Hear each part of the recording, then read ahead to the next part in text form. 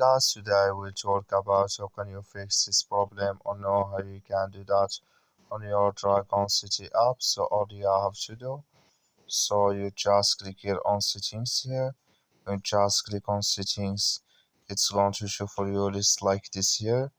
Then you go down, just keep going down, click here on apps, come to apps list here, and there you're looking for Dragon settings app.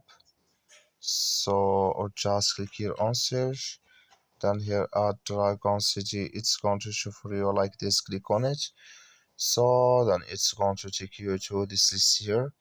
Click on first stop, click on OK, then you go down, just click on storage, come to storage list here, just click on clear cache. Then all you have to do now, you just go to your Play Store, click on it here, and here you search for Dragon City. It's going to show for you like this.